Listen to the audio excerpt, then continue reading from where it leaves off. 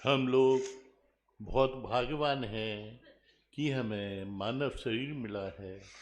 ऐसे समर्थ गुरु का सत्संग मिला है, उनका साथ मिला है, जिनके साथ हम मानव जीवन के अंतिम लक्ष्य को प्राप्त कर सकते हैं। उनकी यहाँ उपस्थिति है और हम सबको उनका आशीर्वाद मिल रहा है। मानव जीवन का अंतिम लक्ष्य क्या है? मानव जीवन का अंतिम लक्ष्य है कि अपने को उस चेतन आत्मा में लय कर देना, उसमें हमको मिला देना। यही मोक्ष कहलाता है, यही हमारे दुखों के अंत है और हम लोग जन्म लेने के चक्कर से बच जाते हैं। पर इसके लिए हमारा अंतःकरण, हमारी बुद्धि का पवित्र होना बहुत जरूरी है। भारत भूमि संतों की भूमि रही है। यहाँ पर संत और ईश्वर हमेशा हम लोगों के मार्गदर्शन के लिए इस पृथ्वी पर आते रहे हैं। वो स्थूल शरीर रहते हुए अपना स्थूल शरीर का व्यवहार तो करते ही हैं, साथ में हम लोगों को अपने जीवन में अध्यात्म के सूक्ष्म रहस्यों को अपनी लीलाओं के द्वारा समझा जाते हैं। ऐसे ही भगवान श्री कृष्ण ने इस पृथ्वी पर अवतार लिया था। उनके बचपन की एक कथा है। वो ये है कि जब वो छोटे थे तो यमुना के किनारे अपने कुछ दोस्तों के साथ गेंद खेल रहे थे। उसमें एक कालिया नाग रहता था जिसके 101 फन थे, जिससे कि वो जहर उगलता रहता था। उससे यमुना का जल दूषित हो गया था। गेंद खेलते खेलते वो गेंद भगवान के सिर से यमुना नदी में चली गई।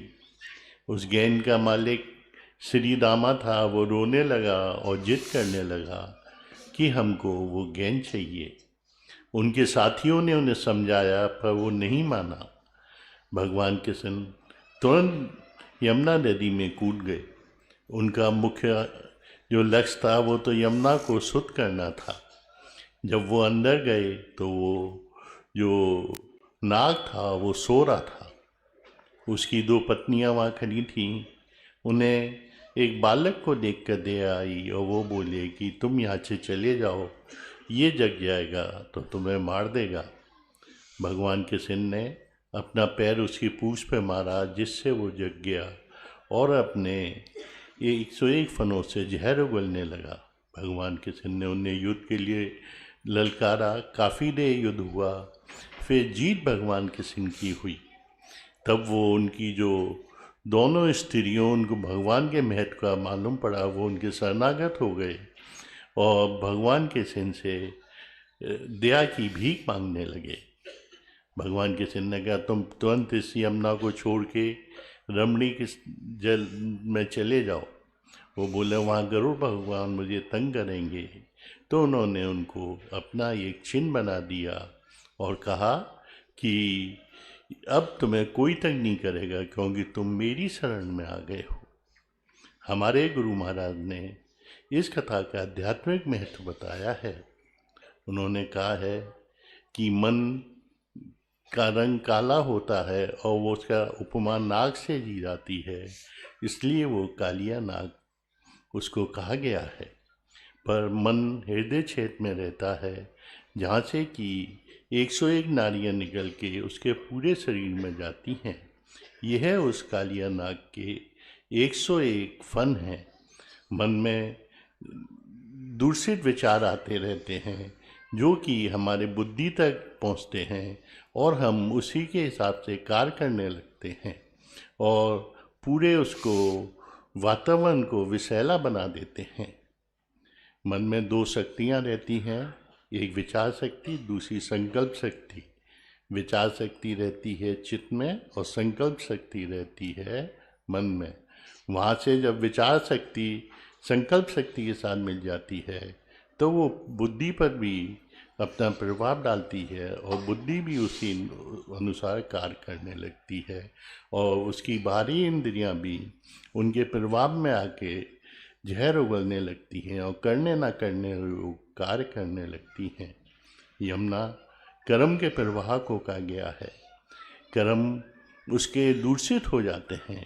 पर जब भगवान को दया आती है, वो उसके साथ आते हैं, तो उसके कर्म ठीक हो जाते हैं, वो उनके शरणागत हो जाता है और उसको उस स्थान पर पहुंच जाता है जब भगवान का वो साथ उसके साथ, दया उसके साथ हो जाती है, जहाँ ये विषैला मन उसका कुछ नहीं बिगाड़ सकता और माया भी वहाँ उसका कुछ नहीं बिगाड़ सकती।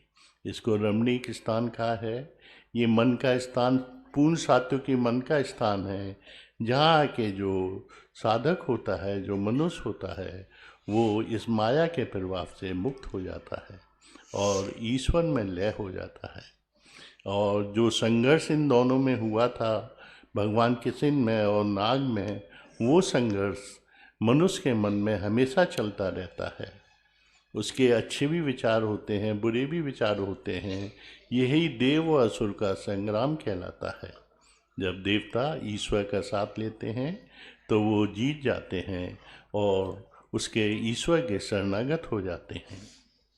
अगर हम देखें तो यही संघर्ष हमारे अंदर हमेशा चलता रहता है, पर इससे बचने के लिए हमको किसी ऐसे संत के शरण में जाना पड़ेगा जो कि इससे हमको बचाने का रास्ता जानता हो। वही गुरु कहलाता है। आधुनिक युग में हमारे गुरु महाराज हम लोगों के मार्गदर्शन के लिए इस पृथ्वी पर आए। उन्होंने जो रास्ता बताया वो इतना सरल था, जो कि अभी हमने साधना की, वो कुछ ही समय करने के बाद हमारा अंतःकरण पवित्र हो जाता है, बुद्धि पवित्र हो जाती है और हम मानव जीवन के लक्ष्य को प्राप्त कर लेते हैं।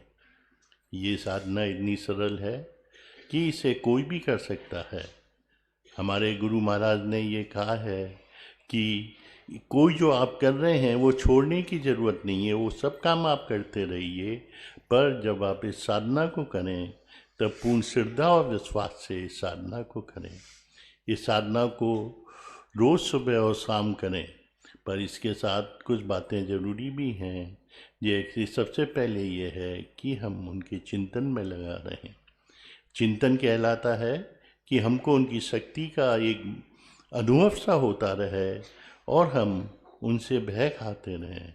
भय अगर हम उनको सोचेंगे कि वो हमारे समीप हैं, तो बहुत सारे हम ना करने वाले कार्य से बच जाएंगे और उन पर अटूट विश्वास होना चाहिए, एक भरोसा होना चाहिए। ये बहुत ऊंची अवस्था है जब सब कुछ हम उन्हीं के आश्रय छोड़ देते हैं। हमारे कर्म, हमारे विचार सब गुरु महाराज के हो जाते हैं, हमारा कर्तापन खत्म हो जाता है और हम जो भी कार्य करते हैं, चाहे गृहस्थी के, चाहे हम इस ईश्वर प्राप्ति के करें, वो सब एक ये समझ के करते हैं कोई शक्ति हमसे करा रही है। पर इसके लिए हम लोगों को ये ज़रूरी है कि हम उनकी जब याद में रहें तो हमारा मन कभी कभी इधर उधर चला जाएगा। ये इतना आसान नहीं है कि हम हर एक कार्य करते हुए उनकी याद में रहें। जब मन इधर उधर चला जाए तो हम ध्यान आने पर पुनः उसी स्थान पर आ जाएं, उनकी याद में आ जाएं, तो ये हमारे एक अनुभव में आ जाएगा। हम जो भी करेंगे उनकी याद रहेगी। सूफी संत इसे बाजगश्त कहते हैं। एक होता है कि हम लोग अपने ऊपर निगाह भी रखें। निगाह बर कदम कहते हैं इसे, कि हम हर एक कदम पर निगाह रखें कि जो भी हम कार्य कर रहे हैं वो हम ऐसा तो नहीं कर रहे हैं कि गुरु महाराज के जो सिद्धांत है उनके विरुद्ध हो। जब हम ऐसा करेंगे तो गुरु महाराज का हमको आशीर्वाद भी मिलेगा, हमारी इच्छाएं भी खत्म होंगी, क्योंकि इच्छा ही बंधन का कारण है।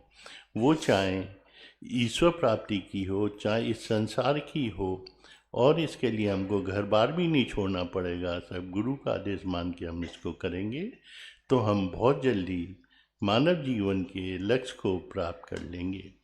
पर ये इतना आसान नहीं है, इसमें गुरु की दया और उनकी शक्ति अति आवश्यक है। उनसे जब कभी दिक्कत हो तो उनसे प्रार्थना करिए, वो आपको इतनी शक्ति देंगे कि आप उससे आगे बढ़ जाएंगे।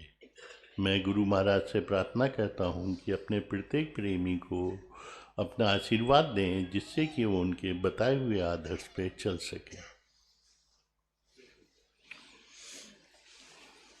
ये निवेद रखा है, इसे जब आप बड़े भाव से गुरु महाराज को सब मिलकर अर्पण कर देंगे तो इसमें दिव्य शक्ति आ जाएगी। सब मिलकर इसको गुरु महाराज को अर्पण कर दें और उनसे प्रार्थना करें कि इसे स्वीकार कर हम सभी लोगों को अपना आशीर्वाद प्रदान करें।